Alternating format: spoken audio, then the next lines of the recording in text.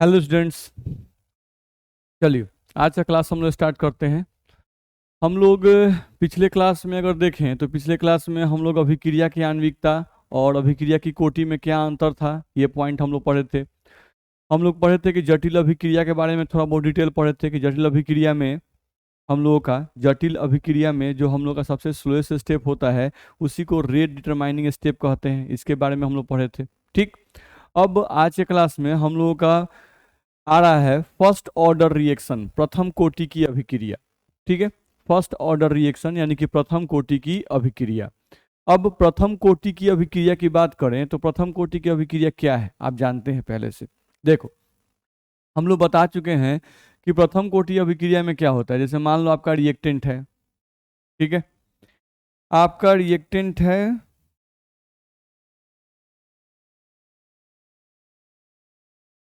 देखा जाए आपका रिएक्टेंट है और आपका रिएक्टेंट जो है ये प्रोडक्ट में कन्वर्ट करता है। आपका रिएक्टेंट प्रोडक्ट में कन्वर्ट करता है, तो रिएक्टेंट प्रोडक्ट में कन्वर्ट करता है और हम वेग नियम समीकरण लिखें यानी R बराबर लिखें तो R बराबर K और अभिकारक का सांद्रण और इसका पावर कितना 1। तो ये जो पावर होता है यही अभिक्रिया की कोटि बताता है। ये जो पावर हम लोग यहाँ पे लिखते हैं 1, यही हमें क्या बताता है, अभिक्रिया की कोटि। ये हमें बताता है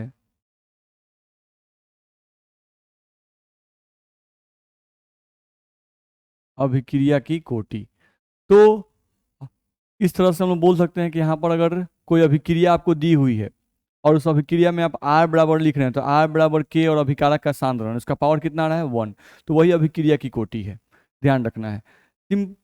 दूसरा पॉइंट, जैसे मान लो कोई और अभिक्रिया हम लोग को दी हुई है, यहाँ पर हम लोग कोई अभिक्रिया दी गई R, यहाँ पर 2R भी हम लिख दें, ठीक है, 2R यहाँ पर लिख दें और इससे भी हम लोगों का देखा जाए तो यहाँ से प्रोडक्ट आपका बन गया। तो इसके लिए भी अगर हम लिखें तो R बराबर यहाँ से K और यहाँ पे कॉन्सेंट्रेशन ऑफ R और इसका पावर जो है वो 1 ही आएगा। नहीं तो इस अभिक्रिया के लिए भी आप देख लो, अभिकारक के सांद्रण का पावर क्या आया 1, यानी ये भी प्रथम कोटि की ही अभिक्रिया है, ध्यान रखना है। जैसे हम लोग को यहाँ पे लिख दें हम लोग कुछ इस तरह से R प्लस S, और R प्लस एस से हम लोग यहाँ पे देखें अगर तो R प्लस एस से हम लोग यहाँ से बना रहे हैं फिर से कोई प्रोडक्ट बन गया। R प्लस एस, अभिकारक हो गया R और एक अभिकारक हो गया S और उससे क्या बना, प्रोडक्ट। अभिक्रिया का दर हम लिख रहे हैं तो R बराबर K कॉन्सेंट्रेशन ऑफ R का पावर 1 और S का पावर यहाँ पर आ गया 0। तो 1 प्लस 0 कितना आएगा, 1 प्लस 0 करेंगे तो 1 आएगा। तो ये भी प्रथम कोटि की ही अभिक्रिया है। यहाँ से हम लिखें अगर तो R बराबर, इसी को ऐसे लिख थे, R बराबर K, यहाँ पे R का पावर 0 हो जाता नहीं और S का पावर क्या होता 1 हो जाता। तो ये भी प्रथम कोटि की ही अभिक्रिया है। तो प्रथम कोटि अभिक्रिया का मतलब होता है कि वेग नियम समीकरण में, यही हम लोग का वेग नियम समीकरण होता है R बराबर जो हम लोग लिखते हैं। तो वेग नियम समीकरण में प्रथम कोटि अभिक्रिया में क्या होता है, तो वेग नियम समीकरण में अभिकारक के सांद्रण का जो पावर होता है वो कितना होता है 1 होता है। अभिकारक के सांद्रण का पावर कितना होता है 1। तो कोई पूछता है कि प्रथम कोटि अभिक्रिया क्या है, प्रथम कोटि अभिक्रिया क्या है, तो उसको मैंने यहाँ पे लिखा हुआ है, आप पढ़ सकते हैं। यहाँ लिखा हुआ है कि यदि किसी अभिक्रिया का दर अभिकारक की सांद्रता के प्रथम घातांक पर निर्भर करता हो तो वैसी अभिक्रिया को प्रथम कोटि की अभिक्रिया कहते हैं। यदि किसी अभिक्रिया का दर, ध्यान से पढ़ो, यदि किसी अभिक्रिया का दर, अभिक्रिया का दर का मतलब होता है R, अभिक्रिया का दर का मतलब R, यदि किसी अभिक्रिया का दर अभिकारक की सांद्रता, ये हो गया ब्रैकेट के अंदर जो आ रहा है ये हो गया अभिकारक की सांद्रता, अभिकारक की सांद्रता के प्रथम घातांक, ध्यान रखना है, अभिकारक की सांद्रता के प्रथम घातांक, तो प्रथम घातांक मतलब यही हो गया 1, प्रथम घातांक पर निर्भर करता हो, यानी अभिक्रिया का दर अभिकारक के सांद्रण के प्रथम घातांक पर, अभिक्रिया का दर अभिकारक के सांद्रण के प्रथम घातांक पर निर्भर करता हो तो वैसी अभिक्रिया प्रथम कोटि की अभिक्रिया कहलाती है। वैसी अभिक्रिया प्रथम कोटि अभिक्रिया कहलाती है, ध्यान रखना है। तो ये हो गया प्रथम कोटि अभिक्रिया का परिभाषा। नहीं कि यदि किसी अभिक्रिया में अभिक्रिया का दर अभिकारक के सांद्रण के प्रथम घातांक पर निर्भर करता हो तो वैसी अभिक्रिया को प्रथम कोटि अभिक्रिया कहते हैं। ठीक, चलो आगे बढ़े। यहां से हम देखें अगर तो हम लोग को हो रहा है अभिकारक की सांद्रता तथा अभिक्रिया के दर के बीच का ग्राफ, अभिकारक की सांद्रता तथा अभिक्रिया के दर के बीच का ग्राफ। ठीक है, हमको ग्राफ खींचना है भाई, किसके किसके बीच में, तो अभिकारक की सांद्रता और अभिक्रिया के दर के बीच में ग्राफ खींचना है। चलो, यहां से दो लाइन खींचा हुआ है, ये लाइन जो है ये दर्शा रहा है अभिकारक की सांद्रता, ये लाइन दर्शा रहा है अभिकारक की सांद्रता, ये वाला लाइन, और ये जो लाइन है ये लाइन दिखा रहा है अभिक्रिया का दर, ये लाइन दिखा रहा है हम लोग को अभिक्रिया का दर। ठीक है, चलो प्रथम कोटि अभिक्रिया के लिए हम क्या करते हैं पहले समझ लेते हैं। देखो तो रिएक्टेंट बदल रहा है प्रोडक्ट में, और अगर ये फर्स्ट ऑर्डर रिएक्शन है तो R बराबर K कॉन्सेंट्रेशन ऑफ R, और इसका पावर कितना 1, अगर प्रथम कोटि अभिक्रिया है तो। ठीक है, अब हम लोग को देखा जाए तो ये जो समीकरण है R बराबर K कॉन्सेंट्रेशन ऑफ R का पावर 1, ये मैच करता है किससे, Y बराबर mx।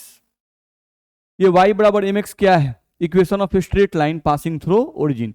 ये स्ट्रेट लाइन आप जानते होंगे, ये स्ट्रेट लाइन का समीकरण है, ध्यान रखना है, और इसमें प्लस सी इंटरसेप्ट नहीं है, इसका मतलब ये स्ट्रेट लाइन ओरिजिन से पास करेगा। ये y बराबर mx क्या है, तो हम इसको लिख रहे हैं, ये है हम लोग का equation of straight line,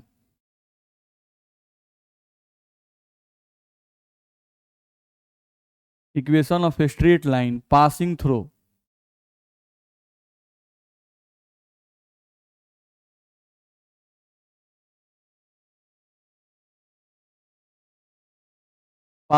origin. ये इक्वेशन ऑफ स्ट्रेट लाइन है जो कि ओरिजिन से पास करता है, ध्यान रखना है।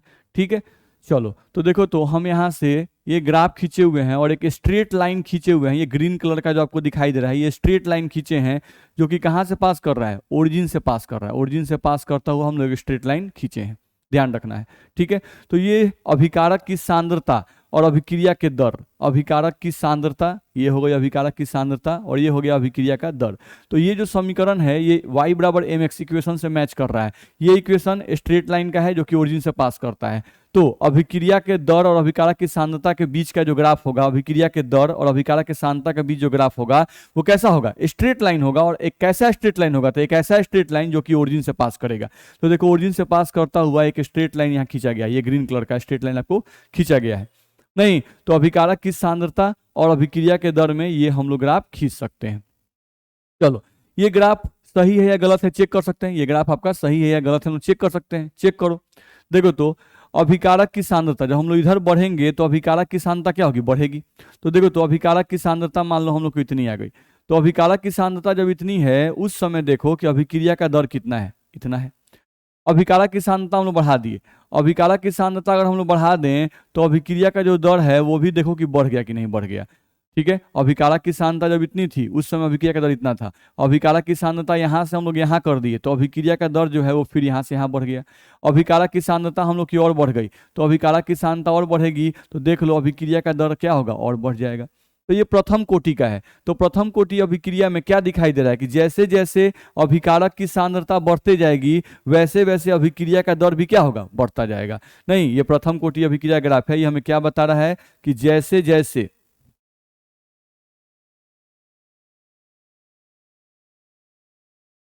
जैसे जैसे अभिकारक की सांद्रता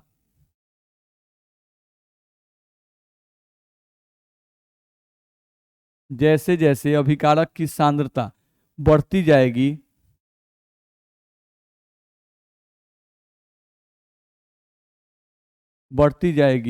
अभिक्रिया का दर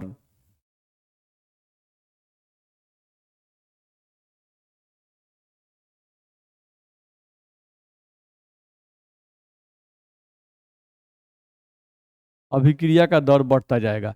जैसे जैसे अभिकारक की सांद्रता बढ़ती जाएगी अभिक्रिया का दर क्या होगा, बढ़ता जाएगा। ठीक है, तो ये चीज तो हम लोग को इस इक्वेशन से भी दिखाई दे रहा है कि अगर अभिकारक की सांद्रता हम लोग दोगुना करेंगे तो अभिक्रिया का दर दोगुना हो जाएगा, क्योंकि पावर 1 है भाई, पावर कितना है, 1 है। अगर अभिकारक की सांद्रता 4 गुना करेंगे तो अभिक्रिया का दर कितना हो जाएगा, 4 गुना हो जाएगा। सेम ये ग्राफ भी वही रिप्रेजेंट कर रहा है कि जैसे जैसे अभिकारक की सांद्रता बढ़ाते जाएंगे अभिक्रिया का दर भी उतना गुना क्या होगा, बढ़ता जाएगा। ठीक, तो ये हम लोग का हो गया प्रथम कोटि अभिक्रिया के लिए अभिकारक की सांद्रता और अभिक्रिया के दर के बीच का ग्राफ कोई बोलेगा तो ऐसा ग्राफ आप खींचिएगा, ध्यान रखना है। ठीक, चलो आगे बढ़ते हैं। यहाँ से हम लोग देखें अगर, तो हम लोग को दिया गया है डाटा फॉर्म, प्रथम कोटि अभिक्रिया का डाटा फॉर्म। यहाँ देखो लिखा हुआ है अभिकारक की सांद्रता, तो अभिकारक की सांद्रता जब 2 है तो उस समय अभिक्रिया का दर भी कितना है, 2 है। अभिकारक की सांद्रता हम लोग 3 कर दिए तो अभिक्रिया का दर भी कितना है, 3 है। अभिकारक की सांद्रता 4 कर दिए तो भी अभिक्रिया का दर कितना है, 4 है। नहीं, इन दोनों को बराबर करने के लिए अभिकारक की सांद्रता और अभिक्रिया का दर दोनों तो बराबर ही है। नहीं, दोनों को बराबर करने के लिए हम यहाँ पावर कितना देते हैं, 1। तो ये जो अभिकारक की सांद्रता का जो पावर आता है, इसी पावर को तो अभिक्रिया की कोटि कहते हैं ना। नहीं, देखो 3 और 3 है, बराबर करने के लिए अभिकारक के सांद्रण का पावर कितना दे, 1। यहाँ भी अब दोनों को बराबर करने के लिए पावर कितना देंगे, 1। तो ये प्रथम कोटि अभिक्रिया का डाटा फॉर्म हो गया। नहीं, तो ये क्या रिप्रेजेंट कर रहा है कि जैसे जितना अभिकारक की सांद्रता बढ़ाइएगा अभिक्रिया का दर उतना ही बढ़ेगा, जितना अभिकारक का सांद्रता बढ़ाइएगा अभिक्रिया का दर उतना ही बढ़ेगा। ठीक है, तो ये हम लोग का रिप्रेजेंट कर रहा है, ध्यान रखना है। तो ये जो डाटा है, ये डाटा भी प्रथम कोटि अभिक्रिया को रिप्रेजेंट कर रहा है। तो यहाँ से आप ये बोल सकते हैं कि यह डाटा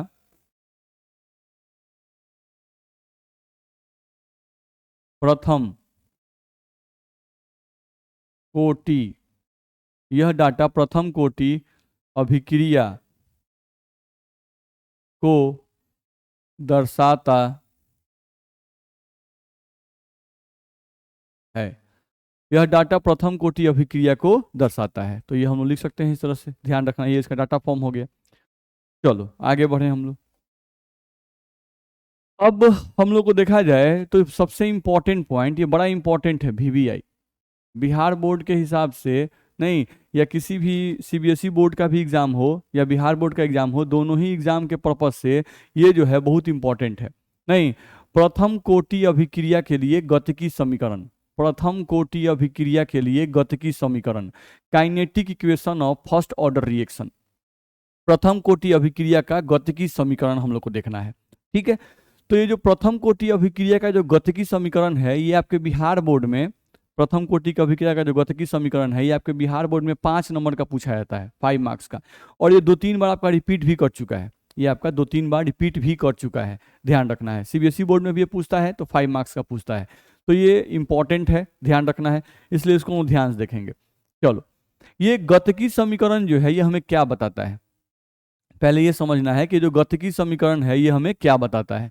तो हम लोगों को ध्यान रखना है, हम लोग को यहाँ पर ध्यान रखना है कि जो गतिकी समीकरण होता है ये हमें बताता है कि कितने समय में कितना अभिकारक खर्च हुआ, कितने समय में कितना अभिकारक खर्च हुआ, इसकी जानकारी हमें गतिकी समीकरण देता है। जैसे एग्जाम्पल के लिए मान लो हम एक बर्तन लेते हैं, उस बर्तन में हम 100 ग्राम अभिकारक लेते हैं, एक बर्तन लेते हैं और उस बर्तन में 100 ग्राम अभिकारक लेते हैं। ठीक है, अब उस 100 ग्राम अभिकारक में से मान लो कि 20 ग्राम अभिकारक खर्च हो गया, 80 ग्राम अभिकारक बच गया, 20 ग्राम अभिकारक खर्च हो गया, 80 ग्राम बच गया। तो 20 ग्राम अभिकारक को खर्च होने में कितना समय लगेगा, वो हमें यह गतिकी समीकरण बताएगा। ध्यान रखना, यह हमें कौन बताएगा, गतिकी समीकरण बताएगा। ठीक है, 20 ग्राम अभिकारक को खर्च होने में कितना समय लगेगा, वो हमें यह समीकरण बताएगा, ध्यान रखना है। जैसे कहने का मतलब है कि किसी भी कोई भी आदमी जो है अगर मरता है, कोई भी आदमी अगर मरता है तो वो आदमी कितने देर पहले मरा है, वो हम लोग इस गतिकी समीकरण से पता कर सकते हैं। जैसे प्रत्येक आदमी के अंदर कार्बन 14 की मात्रा रहती है, प्रत्येक आदमी के अंदर क्या रहती है भाई, कार्बन 14 की मात्रा रहती है। ठीक है, तो जैसे ही कोई मरता है वो कार्बन 14 की जो मात्रा है वो घटने लगती है। जैसे मान लो किसी आदमी के अंदर कार्बन 14 की जो मात्रा है वो मान लेते हैं 50 ग्राम है। नहीं, जब वो मरा उस समय जिसमें मरने वाला था उस समय उसके बॉडी के अंदर कार्बन 14 की मात्रा कितनी है, 50 ग्राम है। अब कुछ देर के बाद जब वो मर गया तो कुछ देर के बाद जब चेक किया गया तो कार्बन 14 की जो मात्रा है वो हम लोगों को देखा जाए तो 40 ग्राम बची हुई है, 40 ग्राम बची हुई है। तो खर्च कितना हुआ, 10 ग्राम, 50 ग्राम था, 40 ग्राम बचा हुआ है तो 10 ग्राम खर्च हुआ। तो 10 ग्राम कार्बन 14 को खर्च होने में जितना समय लगा होगा, 10 ग्राम कार्बन 14 को खर्च होने में जितना समय लगा होगा, ध्यान रखना है, वही समय उतना ही देर पहले वो आदमी मरा होगा। ठीक है, कार्बन 14 को मान लो 10 ग्राम खर्च होने में मान लो 10 घंटा लगता है या 20 घंटा लगता है, तो 20 घंटा पहले वो आदमी मरा है। ठीक है, सेम एज कोई भी लकड़ी कितना पुराना है ये भी हम लोग पता कर सकते हैं इस गतिकी समीकरण के द्वारा। नहीं, क्योंकि हर एक लकड़ी के अंदर जो है, हर एक चीज के अंदर जनरली कार्बन 14 की मात्रा पाई जाती है और वो कार्बन 14 की मात्रा समय के साथ घटती जाती है। जैसे जैसे कार्बन 14 की मात्रा घटती जाएगी, जैसे जैसे कार्बन 14 की मात्रा घटते जाएगी, हम लोगों को होगा क्या कि कार्बन 14 की मात्रा घटने में जो समय लगेगा वो हम लोग इस समीकरण से निकाल लेंगे और आसानी से बता पाएंगे कि कोई भी जो सामान है वो कितना पुराना है। ठीक है, चलो, तो ये चीज हम लोग को आता है, बहुत इंपॉर्टेंट है ये, देखा जाए। अब यह समीकरण हमें बताता है कि कितने समय में कितना अभिकारक खर्च होगा। ठीक है, अब ये समीकरण कैसे निकालते हैं, इसका प्रूफ पूछा जाता है एग्जाम में, उसको हम लोग देखते हैं। चलो देखा जाए, स्टार्ट करें हम लोग। जैसे मान लो कि हम लोग का यहाँ पे रिएक्टेंट है, ठीक है, और जो रिएक्टेंट है ये आपका बदल रहा है प्रोडक्ट में। ठीक है, चलो यहाँ पर हम लिख दिए t बराबर 0। तो t बराबर 0 का मतलब होता है कि अभी अभिक्रिया शुरू नहीं हुई है। t बराबर 0 का मतलब होता है कि अभी अभिक्रिया शुरू नहीं हुई है, ध्यान रखना है। ठीक है, तो यहाँ पर शुरू में अभिक्रिया, बर्तन में सिर्फ अभिकारक है तो अभिकारक की मात्रा हम मान लिए शुरू में कितनी है, a। ठीक है, चलो प्रोडक्ट अभी नहीं बना है क्योंकि अभिक्रिया भी शुरू नहीं, तो इसका मात्रा क्या होगा, 0। ठीक है, अब चलो t बराबर t टाइम, यानी कुछ समय बीता, t बराबर t टाइम हुआ, तो अभिकारक की मात्रा शुरू में a थी, अब a में से x खर्च हो गई, तो प्रोडक्ट कितना बनेगा, x बनेगा। अब t बराबर t टाइम पर ये कितना बचा, तो a था, x खर्च हो गया, तो बचेगा कितना, a माइनस एक्स, ये कितना बचेगा, तो x। ठीक है, तो ये हो गया शुरुआती मात्रा अभिकारक की a, नहीं ये हो गया खर्च हुई मात्रा, a में से x खर्च हो गया और a माइनस एक्स हो गया बचा हुआ मात्रा, ध्यान रखना है। ठीक है, ये लिखा गया। अब यहां से देखो तो हम लोग यहां से लिख सकते हैं कि t समय पर, इस t समय पर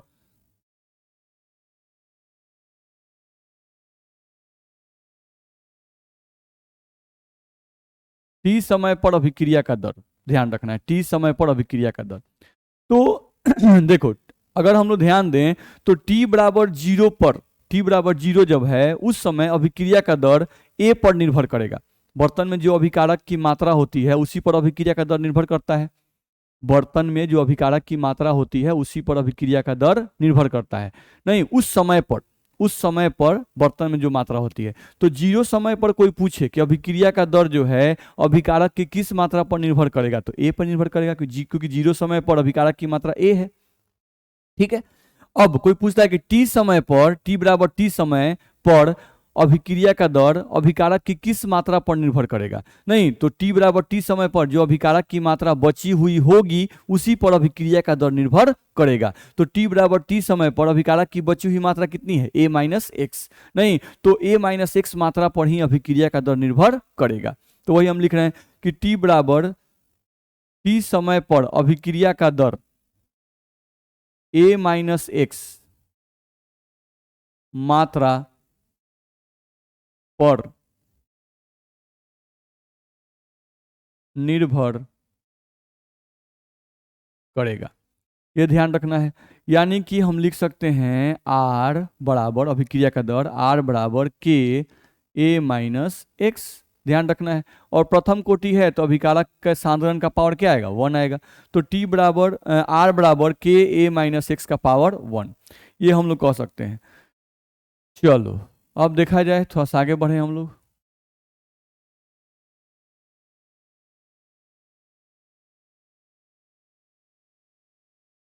देखा जाए, अब यहां से देखें तो R बराबर के a माइनस एक्स हम लोग को आ गया।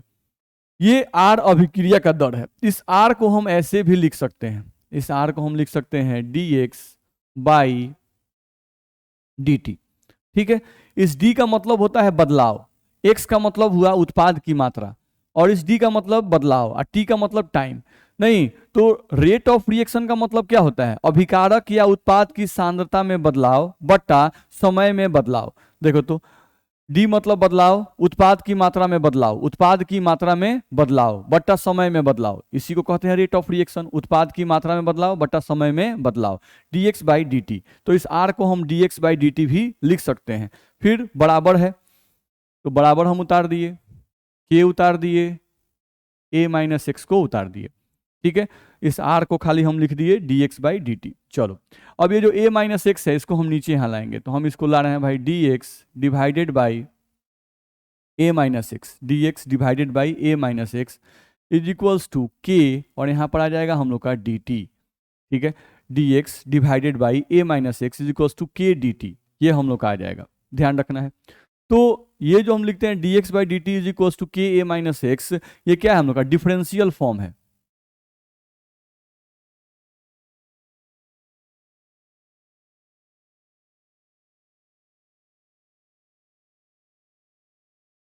ये हम लोग क्या है डिफरेंशियल फॉर्म है, ध्यान रखना है, ठीक है।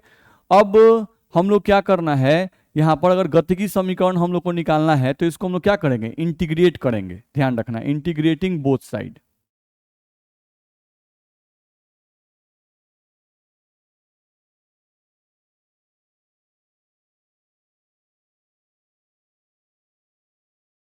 इंटीग्रेटिंग बोथ साइड, दोनों साइड इंटीग्रेट करेंगे, D X divided by A minus X is equals to K D T, ये हम लोग का आएगा।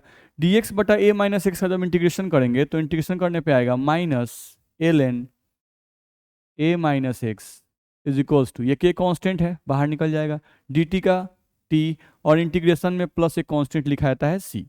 तो इनका इंटीग्रेशन हम लोग करेंगे तो ये वैल्यू हम लोग को आता है, ध्यान रखना है, ठीक है। अब इंटीग्रेशन करने पर ये वैल्यू कैसे आता है ये आप मैथ के टीचर से अपने समझ सकते हैं, ठीक है। फिलहाल हम लोग बोले कि ये इंटीग्रेशन करने पर ये हम लोग का आता है, आपको ध्यान रखना होगा। तो डी एक्स बटा ए माइनस एक्स का इंटीग्रेशन किए तो L N minus L N A minus X is equal to K T, K बाहर निकल गया और डी टी का इंटीग्रेशन टी, और इंटीग्रेशन में प्लस एक कॉन्स्टेंट लगाते हैं सी, ये हम लोग का वैल्यू आ गया minus L N A minus X is equal to K T plus C. चलो अगले पेज में हम इसको लिखते हैं, यहाँ पर हम लोग का यहाँ से आ गया minus L N A minus X is equals to K T plus C, यही हम लोग को आया है। अब हम लोग को देखा जाए तो हमको सी का मान निकालना है, हम लोग यहाँ से लिख रहे हैं सी का मान निकालने के लिए, सी का मान निकालने के लिए, अब सी का मान हम लोग को निकालना है तो सी का मान हम लोग निकाल सकते हैं, ध्यान रखना है इनिशियल कंडीशन से। चलो भाई इनिशियल कंडीशन थोड़ा प्रीवियस पेज हम लोग आ जाए, यहाँ पर देखा जाए तो t बराबर जब जीरो है, टाइम का मान जब जीरो है, उस समय x का मान क्या है जीरो, t बराबर जीरो पर x का मान, t बराबर जीरो है तो उस समय x का मान क्या है भाई जीरो है, ठीक है। तो हम उसी चीज को यहाँ लिख रहे हैं, ध्यान रखना है। देखो तो हम लोग यहाँ से लिख रहे हैं एट t बराबर जीरो x बराबर जीरो, एट t बराबर जीरो x बराबर जीरो। अब इस वैल्यू को हम इस समीकरण में पुट करेंगे, इसको मान लेते हैं समीकरण नंबर 1, ठीक है। हम लोग क्या कर रहे हैं एट t बराबर जीरो x बराबर जीरो, तो t का मान जीरो और x का मान जीरो इस समीकरण में पुट करेंगे, ठीक है। इस मान को यहाँ लिख दिए, इस मान को समीकरण 1 में पुट करने पर, पुट करने का मतलब रखने पर, रखने पर क्या आएगा भाई, पुट करो minus L N A minus X है तो एक्स का मान क्या रखना है जीरो, बराबर के, फिर टी है तो टी का मान क्या रखना है, जब एक्स का मान जीरो रखेंगे तो टी का मान क्या रखेंगे जीरो, तो के गुना जीरो प्लस टी, तो इसी का मान निकालना है, रख दिए। अब यहाँ से देखो क्या बचा माइनस एल एन, यहाँ पर ए बचा बराबर के गुना जीरो टी, तो यहाँ से हम लोग को सी का मान आ गया, सी बराबर आ गया एल एन ए, ठीक है। अब यहाँ पे हम लोग लिख रहे हैं क्या भाई कि सी के इस मान को, सी का ये जो मान आया उसको हम समीकरण 1 में पुट करेंगे, यहाँ पर ध्यान रखना है सी के इस मान को समीकरण 1 में रखने पर, तो रखेंगे तो हम लोग का आएगा यहाँ से minus L N A minus X is equals to K T, और यहाँ सी की जगह पर रखना है minus L N A, minus L N A, ये आ जाएगा। इस माइनस को इधर भेज देते हैं, तो भेजेंगे तो हम लोग का यहाँ बचेगा L N A minus X is equals to, यहाँ माइनस लग जाएगा, माइनस के टी आ जाएगा, और ये माइनस माइनस क्या होगा, प्लस, जब इस माइनस को भेजेंगे तो प्लस एल एन ए, ये हम लोग का आ जाएगा। चलो आगे बढ़े।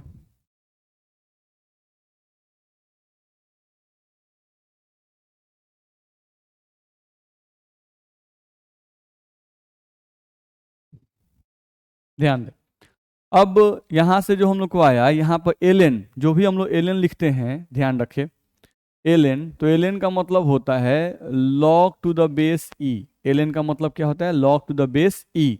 अब log to the base E को लॉग टू द बेस 10 में बदलना पड़ता है। क्यों बदलना पड़ता है, क्योंकि हम लोगों का क्योंकि हम लोग का जो लॉग टेबल दिया रहता है वो लॉग टू द बेस 10 में ही दिया रहता है। तो log to the base E, L N का मतलब होता है log to the base E. अब इस log to the base E को बेस 10 में बदलने के लिए 2.303 से मल्टीप्लाई किया जाता है। ठीक है, तो वही हम लोग कर रहे हैं। अब यहाँ से एल एन है तो हम इसको लिखेंगे, अगर इसको लॉग में बदलना है तो हम लिखेंगे 2.303। अब ये लिख दिए हम लोग लॉग, तो यहाँ पे लॉग लिखे हैं, इसका बेस क्या है 10 है, तो 2.303 लॉग।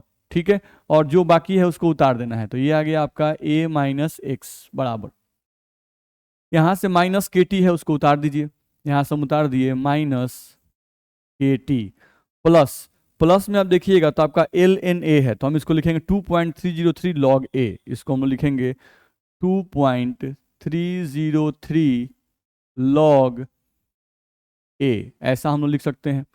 अब यहाँ से देखा जाए हम लोग ध्यान दें तो हम लोग अब क्या कर रहे हैं, पूरे समीकरण को 2.303 से डिवाइड कर देंगे। डिवाइड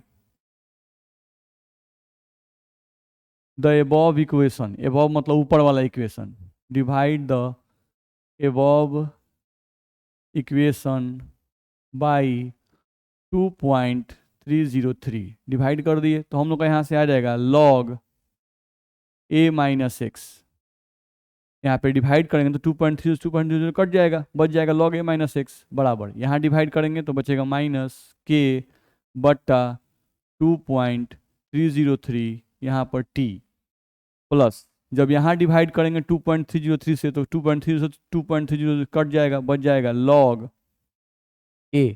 अच्छा, हम लोग कैपिटल ए लिख दिए ना, यहाँ पर स्मॉल ए है, यहाँ पर कैपिटल ए लिखे हुए हैं।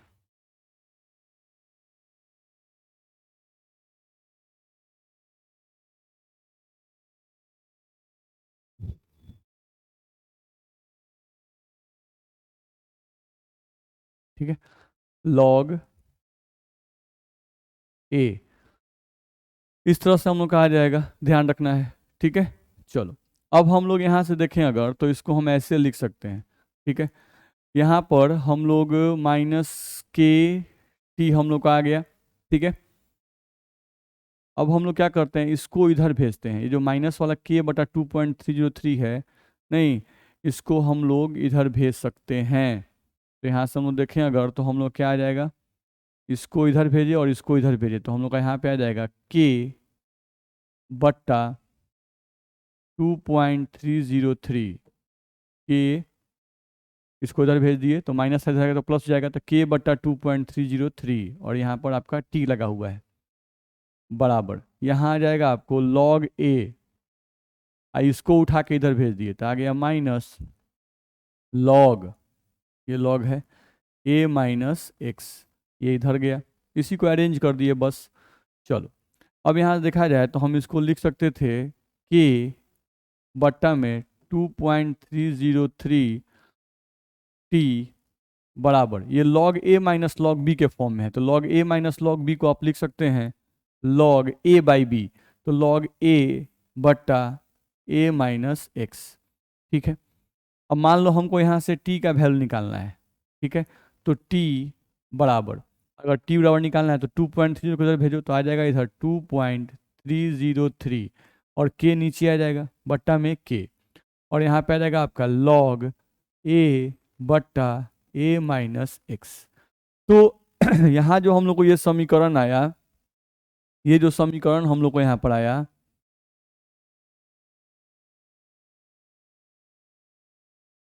ये जो समीकरण आया हम लोग को t बराबर 2.303 अपॉन के लॉग ए बटा ए माइनस एक्स, इसी को हम लोग कहते हैं kinetic equation of first order reaction.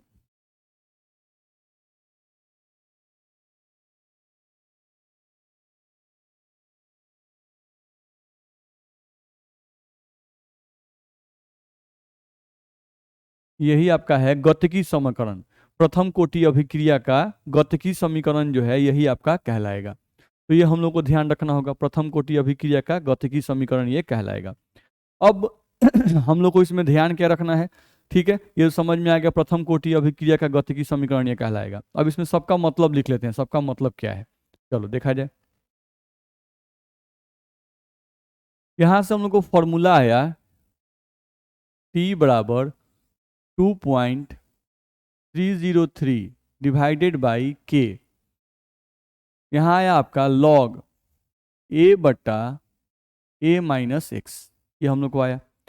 अब इसमें सबका मतलब जो है वो हम लोग लिख सकते हैं, ध्यान रखना है। यहाँ पर जो T लिखा हुआ है, इस T का मतलब क्या है, टाइम। इस T का मतलब क्या है, टाइम। यहाँ पर जो K लिखा हुआ है, इस K का मतलब है वेग स्थिरांक, यानी कि रेट कांस्टेंट।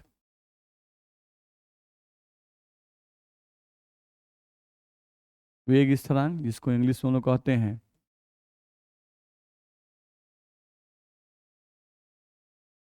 Rate constant. यहाँ log A बटा A माइनस एक्स, तो log से कोई मतलब नहीं है। A है अभिकारक की शुरुआती मात्रा।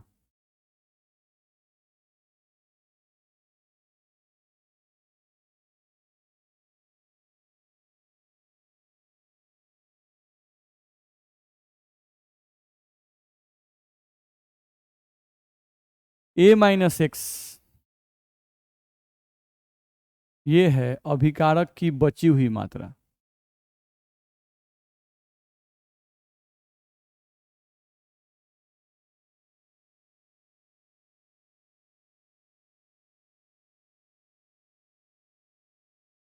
ध्यान रखना है। तो इस तरह से हम लोग देख सकते हैं, ये हम लोग का है अभिकारक की बची हुई मात्रा। तो ये हमारा गतिकी समीकरण आ गया T बराबर 2.303 अपॉन के log A बटा A माइनस एक्स। और यहाँ पर सबका मतलब क्या है वो मैंने आपको यहाँ पर लिख दिया, ठीक है। अब हम लोग को ध्यान रखना है कि हम लोग इसमें आसानी से निकाल सकते हैं किसी भी चीज़ का मान। जैसे मान लो नॉर्मल सा एक क्वेश्चन हम लोग लिखें, यहाँ पर एक नॉर्मल सा क्वेश्चन अगर हम लोग लिखना चाहें यहाँ पर,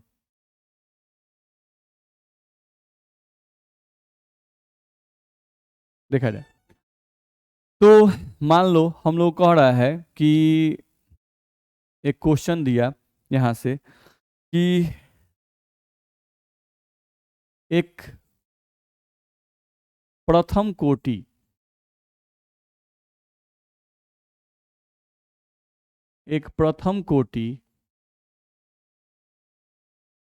अभिक्रिया के लिए,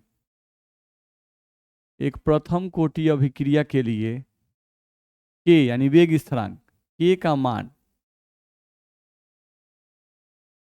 के का मान कुछ भी हम लोग को दे दिया, मान लो 2 या कुछ भी 20 पर सेकेंड है, तो बताएं 10% अभिक्रिया को पूरा होने में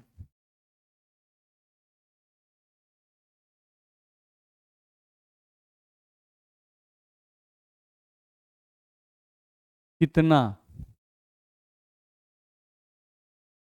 समय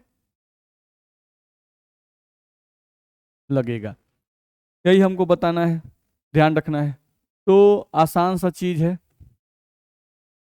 ध्यान रखना है। एक प्रथम कोटि अभिक्रिया के लिए के का मान आपको दे दिया 20 पर सेकेंड, तो बताएं 10% अभिक्रिया को पूरा होने में कितना समय लगेगा। समय आपको टाइम का मान निकालना है। 10%, यानी मान लो कि अभिकारक की मात्रा जब भी प्रतिशत में दिया रहे तो अभिकारक की शुरुआती मात्रा क्या मानेंगे, 100। यानी 100 में से 10 खर्चा हो गया, 100 में से 10 क्या हो गया, खर्चा हो गया। तो आपको बताना है कि अगर 10 जो खर्च हुआ उसको खर्च होने में कितना समय लगेगा।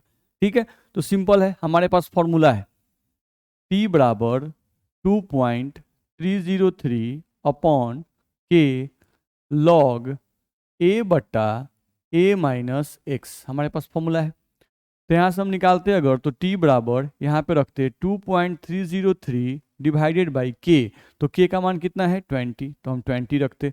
यहाँ से रखते लॉग ए यानी शुरुआती मात्रा, तो जब भी प्रतिशत में रहे तो शुरुआती मात्रा कितना मानेंगे 100, तो ये 100 मानेंगे डिवाइडेड बाई, यहाँ से 100 में से 10 जाएगा, 100 माइनस ए का मतलब क्या हो गया शुरुआती मात्रा, और एक्स का मतलब खर्च हुई मात्रा, खर्च हुई मात्रा तो खर्च कितनी हो रही है 10, 100 में से 10 खर्च हुआ तो 100 माइनस 10, तो टी बराबर हम निकाल सकते हैं 2.303 डिवाइडेड बाई 20, और यहाँ पे हम लोग का आ जाएगा लॉग 100 और बट्टा में यहाँ पे 100 में से 10 जाएगा 90, एक जीरो से एक जीरो आपका कट जाएगा।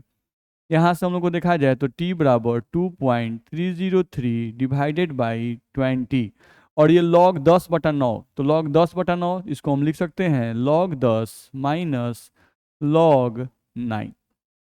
यहाँ से t बराबर लिखेंगे तो 2.303 डिवाइडेड बाई 20, और यहाँ log 10 का मान कितना 1, और log 9 का वैल्यू तो 90 के जीरो में देखेंगे तो लगभग 0.9542, एक बार आप चेक कर लीजिएगा भाई, ठीक है, आप एक बार चेक जरूर कर लेंगे, हम ऐसे लिख रहे हैं। तो यहाँ से अब आप इसको सॉल्व कर सकते हैं, 1 में से उसको घटा लीजिए, जो आएगा उसको इसको मल्टीप्लाई करके टी का मान आप निकाल सकते हैं, तो यहाँ से आप टी का मान निकाल सकते हैं, ध्यान रखना है, तो आपका क्वेश्चन यहाँ से बन जाएगा आसानी से।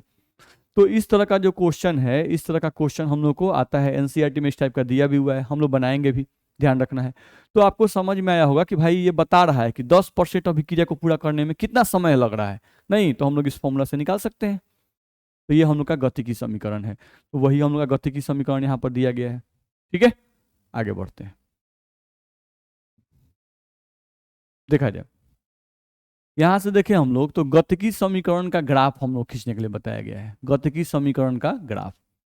तो लिखा हुआ है, हम लोग गतिकी समीकरण जब प्रूफ कर रहे थे तो ऐसा समीकरण हम लोग को आया था, -ln a - x बराबर kt - ln a। इस माइनस को हम लोग इधर भेज दिए थे तो आया था ln a - x बराबर, इस माइनस को इधर भेजेंगे तो -kt या प्लस ln a। ये गतिकी समीकरण में हम लोग को आया था, नहीं आप भूल गए हो तो आप देख लीजिए, हम आपको दिखा देते हैं। जब हम लोग गतिकी समीकरण प्रूफ कर रहे थे तो देख लो, ये पीछे वाला पेज है, इस पीछे वाले पेज में आप देख लो हम लोग को आया हुआ है यहाँ पर -ln a - x बराबर kt - ln a, ln a - x बराबर -kt प्लस ln a। तो ये जो समीकरण हम लोग जब प्रूफ कर रहे थे तो ये समीकरण हम लोग को आया था, इसी समीकरण का हम लोग को ग्राफ खींचना है, तो उसी समीकरण को हम अगले पेज में लिखे हुए हैं, देख लीजिए, ठीक है। तो यही हम लोग का लिखा गया है गतिकी समीकरण का ग्राफ, ठीक है। तो हम गतिकी समीकरण का एक भाग उठा कर रख दिए, -ln a - x बराबर kt - ln a। अब इस माइनस को इधर भेज दिए तो ये हो गया ln a - x, ये माइनस है तो यहाँ -kt आ गया, और यहाँ जब माइनस से मल्टीप्लाई हुआ तो minus minus plus ln a आ गया। नहीं, अब ये जो समीकरण है ये मैथ के किस इक्वेशन से मैच कर रहा है, ये समीकरण मैथ के किस इक्वेशन से मैच कर रहा है, तो y बराबर mx प्लस सी। तो y बराबर mx प्लस सी, ये भी स्ट्रेट लाइन का ग्राफ है, ये स्ट्रेट लाइन का समीकरण है, y बराबर mx प्लस सी, ठीक। चलो y के जगह पर कौन है ln a - x, तो ये हो गया y एक्सिस, ये हो गया y एक्सिस, इसी पर हम लोग क्या मान लिए ln a - x, ये हो गया x एक्सिस। तो x के जगह पर यहाँ पर क्या है भाई टाइम, तो देखो x एक्सिस की जगह पर हम क्या मान लिए टाइम, ठीक है। अब c इंटरसेप्ट है, तो इंटरसेप्ट की जगह पर क्या है ln a, तो ये इंटरसेप्ट रहता कहाँ है y एक्सिस पर। तो मान लिए कि यहाँ से लेकर यहाँ तक का जो वैल्यू है, ये जो वैल्यू है वो आपका है ln a, मान लिए, ठीक है। अब हमको इसका ग्राफ खींचना है, तो ग्राफ जो होता है वो इंटरसेप्ट से ही स्टार्ट होता है, यहीं से स्टार्ट होगा, या तो ऊपर जाएगा या तो नीचे आएगा, नहीं वो डिपेंड करता है स्लोप पर। तो स्लोप का यहाँ पर क्या है -k, यहाँ पर स्लोप बराबर देखा जाए, स्लोप मतलब m मतलब स्लोप, और स्लोप का वैल्यू क्या है -k। तो यहाँ पर क्या लगा हुआ है निगेटिव साइन लगा हुआ है, तो निगेटिव साइन का मतलब होता है यहाँ पर निगेटिव साइन लगा हुआ है स्लोप के साथ।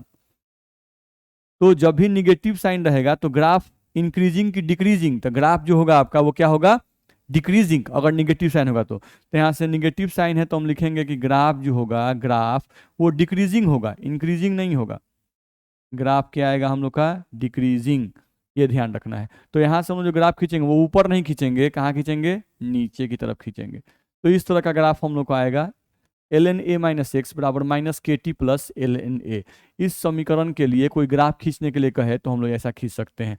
ये ग्राफ किसके किसके बीच में है, तो टाइम के बीच में और ln a - x के बीच में। ये ln का कोई मतलब होता नहीं है, a - x के बीच यानी अभिकारक की सांद्रता और समय के बीच, अभिकारक की सांद्रता, a - x क्या है अभिकारक की सांद्रता और समय के बीच अगर ग्राफ खींचेंगे प्रथम कोटि अभिक्रिया गतिकी समीकरण का, तो ग्राफ हम लोग का कुछ इस तरह से आएगा।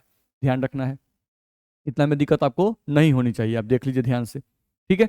चलो यहाँ से देखें तो ln a माइनस एक्स बराबर माइनस के टी प्लस ln a, उसी समीकरण को हम यहाँ लिखे हैं, जो यहाँ पे समीकरण है इसी समीकरण को हम लोग यहाँ पर लिखे हुए हैं। इस समीकरण में स्लोप बराबर क्या था, माइनस के। अब यहाँ पर ln का मतलब हम पहले ही बता चुके हैं, ln का मतलब होता है log to the base e। अब इस log to the base e को log टू द बेस 10 में बदल दीजिए, तो बेस 10 में बदलने के लिए हम बता चुके हैं कि 2.303 से गुना करते हैं, तो ये आपका हो जाएगा log a माइनस एक्स बराबर, यहाँ पे आ जाएगा माइनस के टी प्लस, इसको भी बदलेंगे तो यहाँ आ जाएगा 2.303 और यहाँ पे आ जाएगा log a, ठीक है। log द बेस e को बेस 10 में बदलने के लिए 2.303 से गुना करते हैं, मैंने गुना कर दिया। अब सबको 2.303 से डिवाइड कर दो, तो डिवाइड करने पर क्या आएगा आपको, यहाँ पे डिवाइड करेंगे तो ये कट जाएगा और बच जाएगा सिर्फ log a माइनस एक्स बराबर, यहाँ पर डिवाइड करेंगे तो हम लोग क्या आएगा, यहाँ पे माइनस छूटा हुआ भाई, माइनस लिख दिए, यहाँ पर माइनस के और बट्टा में आ जाएगा 2.303 और यहाँ पर आ जाएगा t और प्लस, जब यहाँ पर डिवाइड करेंगे तो सिर्फ बच जाएगा log a, ये बच जाएगा। अब ये समीकरण भी y बराबर एम एक्स प्लस सी से मैच करता है, तो यहाँ पर देखा जाए तो y के जगह पर log a minus x, m के जगह पर ये आ जाएगा, स्लोप यहाँ पर क्या आ गया हम लोग का माइनस के बटा 2.303, एक्स के जगह पर टाइम और सी, तो इसका भी ग्राफ हम लोग चाहें तो इसका भी ग्राफ हम लोग खींच सकते हैं इस तरह से, देखा जाए तो ये y एक्सिस है, तो y एक्सिस है तो ये रिप्रेजेंट कर रहा है y के जगह पर यहाँ पर है log a माइनस एक्स, लिख दिए, सॉरी थोड़ा सा मिटा कर लिखा जाए,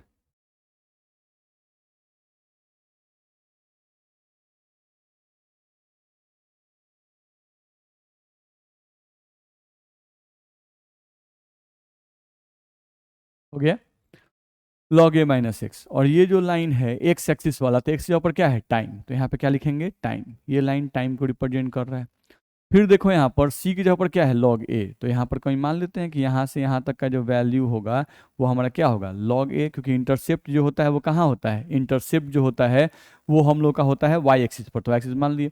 अब स्लोप निगेटिव है तो ग्राफ क्या होगा डिक्रीजिंग, ग्राफ आपका क्या होगा डिक्रीजिंग, तो ये हम लोग ग्राफ डिक्रीजिंग आ जाएगा, तो इसका ग्राफ हम लोग का इस तरह से आएगा। और यहाँ पर कोई पूछता है कि भाई इस इक्वेशन में स्लोप m बराबर क्या है, तो m बराबर है माइनस के डिवाइडेड बाई 2.303, ये हम लोग को ध्यान रखना है। तो इस तरह से आप लोग ग्राफ भी खींच सकते हैं। प्रथम कोटि अभिक्रिया के गतिकी समीकरण का ग्राफ कोई पूछता है कि भाई अभिकारक की सांद्रता और समय के बीच में ग्राफ खींचो, तो आप ऐसा ग्राफ खींच देना, ध्यान रखना है, ठीक। चलो आगे बढ़ते हैं, आगे हम लोग बढ़े तो हम लोग देखें यहाँ पर, तो हम लोग को दिखा है प्रथम कोटि अभिक्रिया का अर्ध आयु, half life of first order reaction, half life. अब हाफ लाइफ प्रथम कोटि अभिक्रिया का हाफ लाइफ हमको देखना है, ठीक है। तो बड़ा आसान सा चीज है प्रथम कोटि अभिक्रिया का हाफ लाइफ, ये बहुत ही आसान है। जैसे हाफ लाइफ का मतलब क्या होता है पहले ये समझ लो। जैसे मान लो कोई अभिकारक तुम ले लिए 100 ग्राम, कोई अभिकारक तुम ले लिए 100 ग्राम, ठीक है। अब उस 100 ग्राम अभिकारक को 50 ग्राम होने में, उस 100 ग्राम अभिकारक, तो 100 ग्राम का आधा कितना होगा 50 ग्राम, तो 100 ग्राम अभिकारक को 50 ग्राम होने में, 100 ग्राम अभिकारक को 50 ग्राम होने में जितना समय लगेगा, 100 ग्राम अभिकारक को 50 ग्राम होने में जितना समय लगेगा, वही समय उस अभिक्रिया के लिए अर्ध आयु कहलाएगा।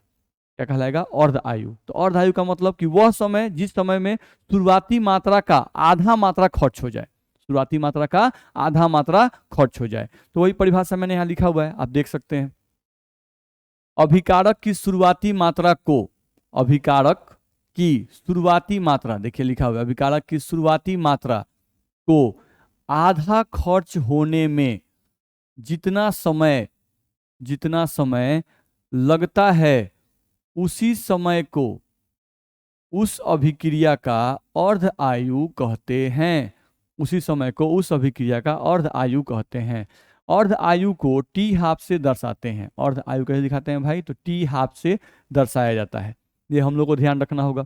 चलो अब अर्ध आयु हम लोग को निकालना है, तो निकाल सकते हैं भाई। प्रथम कोटि अभिक्रिया का हाफ लाइफ हम लोग को निकालना है, तो हम निकाल सकते हैं।